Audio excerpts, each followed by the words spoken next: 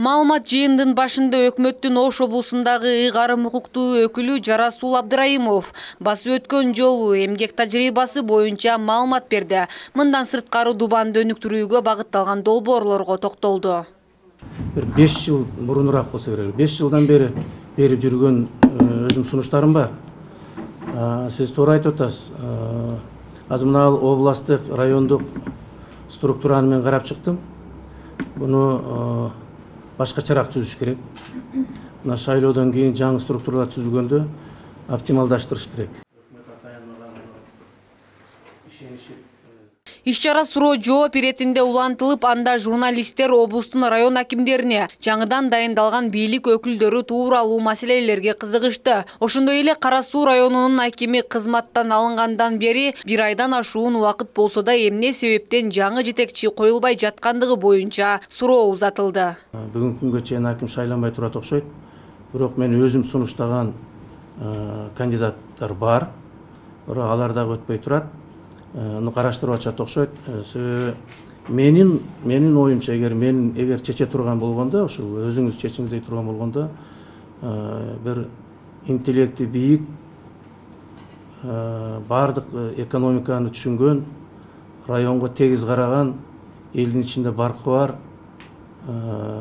бир жакшы тажрыйбасы бар, бир адис келиш керек деп ойлойм. Өкмөттүн өкүлү аймактагы ар бир көйгөй менен жакындан тааныш экенин баса белгиледи. Жаңыдан кызматка дайындалгандан баштап облустун эң алыскы аймактарына чейин барып элеттеги элдин жашоосу боюнча жеринен таанышып келгенин кошумчалады. Сен мына жемишти, мына жемиш десең, бул жакка сатсак болот. Бул жакта бардар бар экен.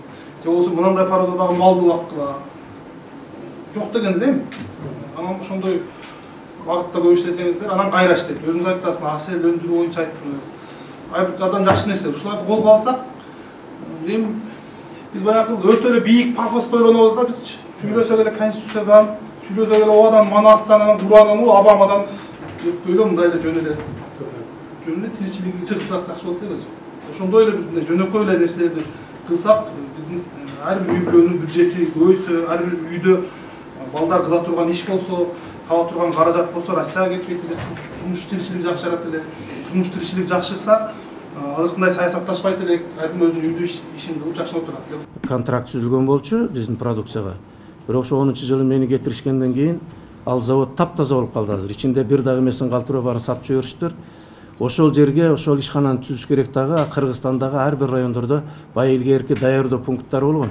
Жүн чогулту, тери чогулткан, ошондой кылып, ошол жакка бир эле ошо жүндү, терини жууп, баягы жарым фабрикат деп коет, ошондой чыгарбай, ошол жерде мына Туркиядан келип аткан бут кийимдери, баягы биздин курткалардын баардыгын ошол жерден тигүүчү цехтеринин бири ачып жасаса болот. Себеби ал завод 3,5–4 миң киши иштей турган имараттары менен турат да. Чет өлкө менен иштөө жөнүндө жаңы долбоорлорду түзүү боюнча жыйында алдыда өтүүчү президенттик шайлоого карата көрүлгөн даярдыктар боюнча да талкуу болду. Анда облус башчысы даярдыктар жакшы экенине токтолуп, аймакта административдик ресурстун колдонулушуна жол берилбейт деп ишендирди. Эске сала кетсек, Жарасул Абдрайымов бул кызматка үстүбүздөгү жылдын октябрь айында бекитилген. Бул анын алгачкы маалымат жыйыны. Гүлнур Арапбай кызы, Элеман Акбаев, жаңылыктар. Сиздин келишиңиз менен 2 аким, 3 аким дайындалды, алардын 2-өө аябай шек жаратылат да. Айтканда 2-өдөн буга чейин айыл өкмөт болуп иштеген. Ошол эле учурда бүт Кыргызстан боюнча эң ыкылас шайлоо Ошто өттү деп айтып атабыз. Административдик ресурс колдонулду, акчалар таратылды, жолдоштор сатылды деп. Бирок ошол шайлоодо айыл өкмөт болуп турган 2 кишини кайра аким кылып дайындап атабыз Ошко. Анан биринчи жагы, экинчи жагы, Алай районунун акими мурдагы азыркы жогорку кеңештин депутаты Темовдун жакын досу болду. Муну алайлыктардын баары билет. Экинчи жагынан мурдагы акимдин тууганы болуп атат, чоң аталары берип турган. Ошондой кишилердин, шектүү кишилерди эмне себептен аким кылып дайындап атабыз? Буга сиздин сунуштамаңыз берилди беле? Өкмөт ыйгарымдуу өкүлүнүн өзүнүн түз укугу жок. акимдерди шайлоо кою боюнча кызматка же болбосо акимдерди кызматтан алып коюу боюнча биз мен баарын карап чыктым, сунуш гана бере алабыз. Сиз айткандай мисалы үчүн Алай, Чоң Алай, Кара Кулжа, Өзгөн акимдердин алмашылганы мен өзүм дагы кийин көрүп калдым, кийин билип калдым. Бул эми өкмөттүн өзүнүн прерогативасы болгондон кийин өкмөт өзү коюп атат. Менин өкмөттүн өкүлү катары ким коюлса дагы мен алар менен иштешим керек. Ошолор менен иш алып барып кетишим керек. Ал эми азыр сиз айтып аткан тууганчылык деген эми кыргыздарды сураштырып келсе баардыгыбыз эле тууган болуп чыгып калабыз. Бир уруудан чыккандан кийин баардыгы эле тууган катары болуп калабыз. Кээ бирлери тууганчылыгынан Кудай алдында дагы мен өкүл баласы эмесмин, же тууган эмесмин, же жээн эмесмин, же бөлөсү эмесмин дегенден да кээде айтат. Бөлөсү болсо бөлөсүмүн деп айта бербейсиң, тагасы болсоң тагасымын деп айта бербейсиң. Тууганчылыктан кетип кала белең деп. Эми Алайдыкын айтып атасыз, азыр ошол депутат аркылуу келген экен деп. Балким келгендер депутат аркылуу, бирок анысын мен билбейм. Бирок эки аким менен тең жолуктум. Экөө менен тең сүйлөшүп, мен өзүм позициямды айттым. Алар билишет. Иштей алышабы, иштей алышпайбы, менимче мен иштеген темпке чыдай алышабы, чыдай алышпайбы, бул 3 айдын ичинде эле билинип калат. Иштеп кетишсе иштеп кетишер, келечеги болсо, иштеп кете албаса мен бир эле сунушум болот. Жумуштан булар иштей албагандыгы үчүн деген сунушун бериши мүмкүн өкмөткө. Өкмөт ойлойм тез аранын ичинде оперативдүү түрдө бул нерсени чечет деп, чечилет. Ага көзүм жетип ишенип турам. Ал эми Нокаттын акими боюнча мен 4-5 кишинин караштырдым. Менен сураштырышкан болчу. Мареков деген жигитти мен ошолордун арасынан мен ага сунуш бергеним. Биринчиден 8 жыл айыл өкмөт болуш деген экен. Айыл өкмөт болуш дегенде ошол Нокаттагы жалгыз ошол Кыргыз Ата айыл өкмөтүнүн жетишкендиги чоң экен. Кыргыз Ата айыл өкмөтүнүн ичинде ошол сырттан демирчилерди таап, сырттан жардам таап, баардык көчөлөрүн даже асфальттаттырган экен. Анан жаш, креативдүү жигит экен. 2 тил, 3 тил билет. Азыркы мына заманбап техниканын баардыгын өздөштүргөн жигит экен. Анын эми аркасында эмне бар, анын туугандарында эмне бар, бир тууган агасы эсеп палатасынын төрагасы экен. Мен анысын деле билген эмесмин чындыгында. Атасы ошол райондук оорукананын башчысы экен. Ал киши убагында 2 жолу депутат болгон, мен эсимде бар. 2 жолу болгон депутат болсо керек эле. Интеллигенттүү үйдөн чыккан, креативдүү жигит болуп көрүндү. А теги 4-өө, калган 3-өөнү чабалыраак болчу. Чынын айтам, компьютер билбегени чыгып калды, жакшы баса албаган, ишти жасай албаган. Же болбосо кыргызча жакшы сүйлөйт, орусча информацияны өздөштүрө албаган жагы байкалып калды. Үчүнчүдөн ошол кээ-бирлерине баягы информациялар бар экен, милиция тарабынан, башка орган тарабынан информациялар бар экен, ал жагы каралып калды.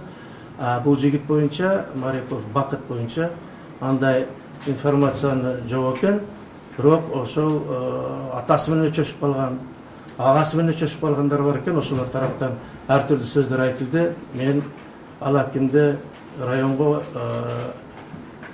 барып, райондогу элге тааныштыраардан мурун илгерки аксакалдардан дагы сурап, барып ошол жерде Абдыбай Тажыбаевич өзү барып сөз сүйлөп, анан ишин баштап койду. Бул губернатор катары менин бир гана сунушум менен ошол Нокат районунун акими дайындалды. Калган райондордукуна мен азыр келген акимдер менен ишти жүргүзө берем. Көрөм канчалык ыдымагы бар. Биздин коом акыркы 30-дан эгемендүүлүк алгандан бери аябай ашкере Масалиевди коолагандан бери ашкере саясатташкан болуп кеттик.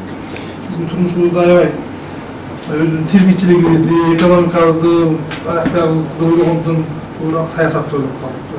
Siz aytgan so'zingizning boshida men 70% chorvani, 30% siyosatda o'ylayman deb chiqdim. Shuni qo'lda aytdim. Shunday tirikchiligimiz, ekonomikamizni o'ylasak, biz qiyiq qilib o'ylab o'shada yuravergandan hech utpaymiz ko'rinib turadi. Onam Мен бир нерсени айтайын. Мына бизде агрардык өлкөбүз. Тиричилигибиз негизги элибиздин көпчүлүгүнүн тиричилиги ушу мал менен жер менен. 30 жыл бою ушу эл өзүнүн тиричилигин өзү эле кылып келатат да. Малын багат, анан күздө алып түшөт, красный маяк алып, Орштун базарына сатат, анан алып кетет. Мал канча болот, эл башкара албайт, мындай аң сезимдүү мамиле жок да. Стихийный эле жашап келе аталгандай да.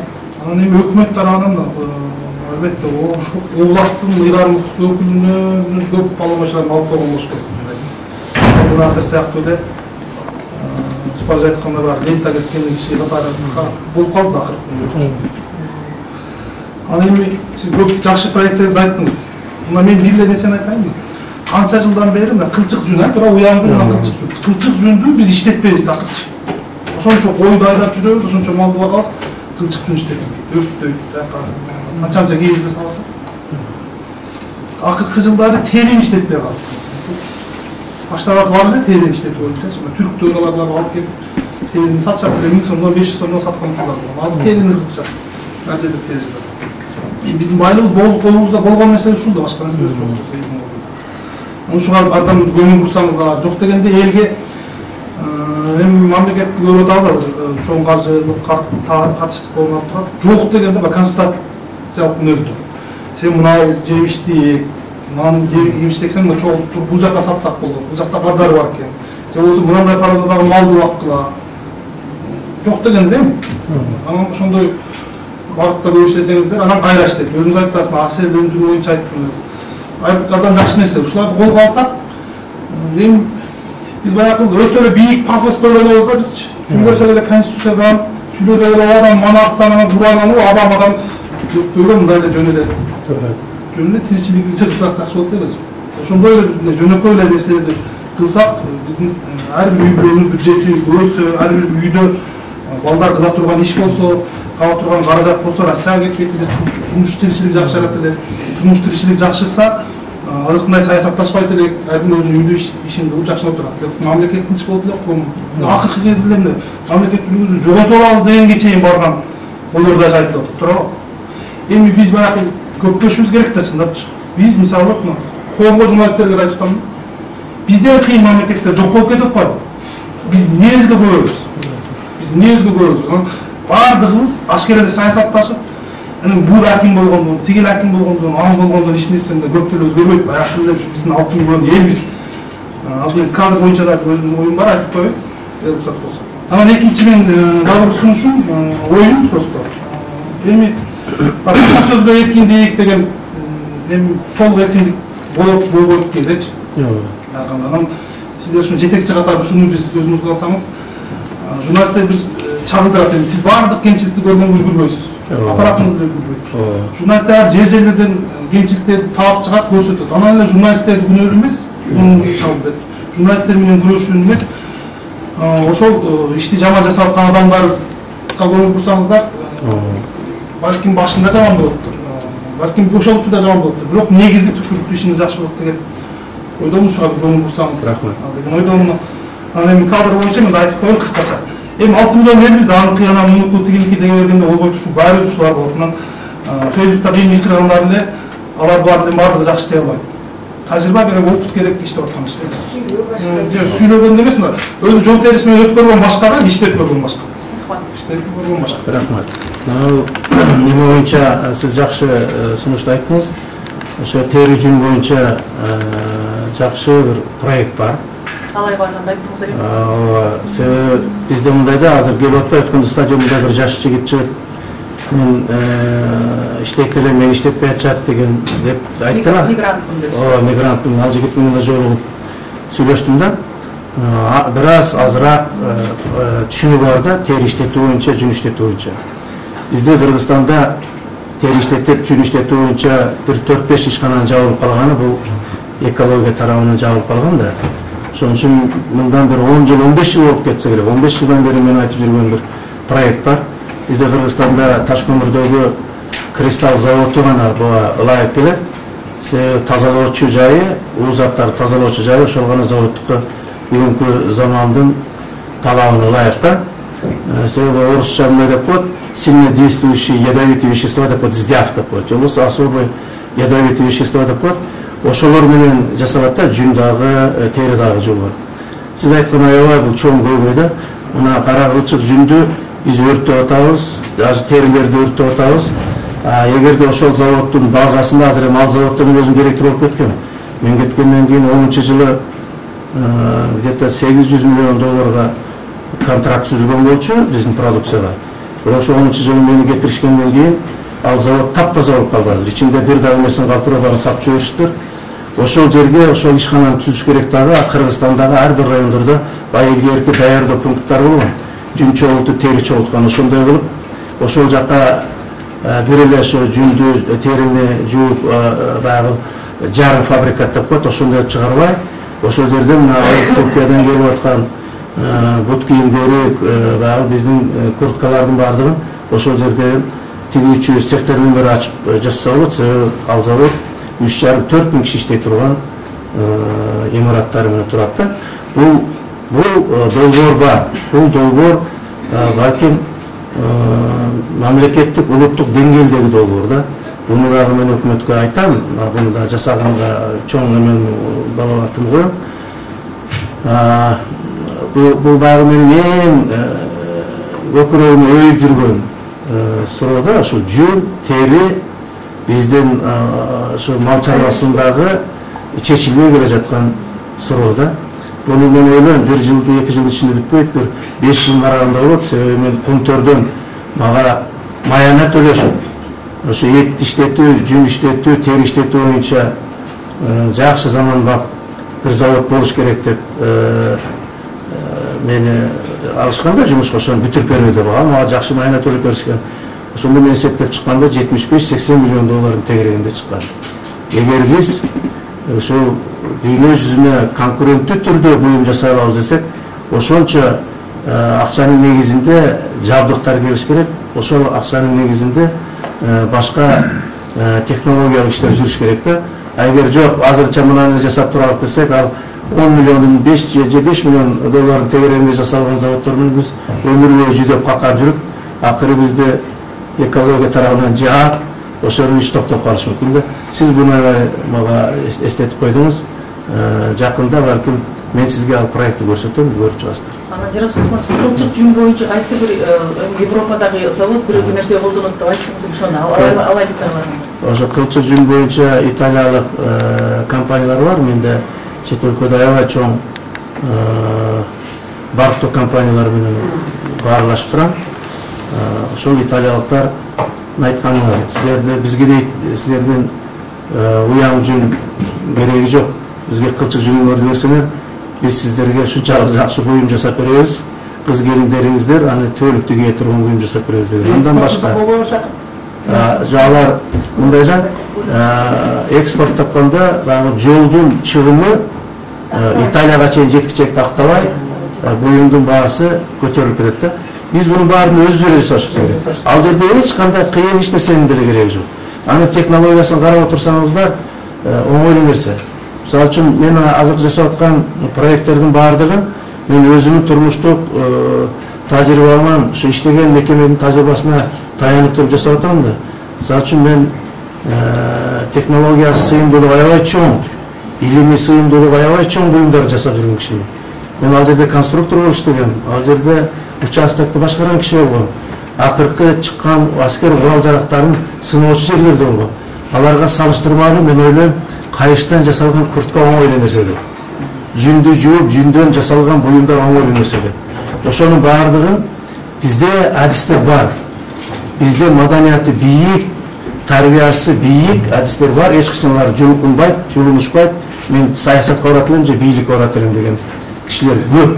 Ошо кишилерди мен көбүн билем. Ошолорго азыр түзүлүп аткан долбоорлордо мен бир кубанткан нерсе, мен Ошто шаардын ичинен көрдүм. Мына интернет клубтарда жакшынакай жерлер ачылыптыр, кофейня деген, чайная деген жерлерде. Ошол жерде абдан креативдүү балдар отурушат. Алар менин ушул областтык жетекчи экенин жесе губернатор экенин билишкен да жок, таанышкан жок. Мен көбүрлөр менен баарлашып көрдүм. Абдан креативдүү жигиттер. Мен азыр бир жогорку менин окуу жайынын базасында ошо жаштар менен bir сиздерге окшоп bir отуруп маектешейин деген, bir нерселерди талашып тартышалык деген bir дискуссия кылыш керек болуп атат да. Ошондо ошолордун арасынан мындай дамеги бар балдар көрүнөт. Жетинчи канал.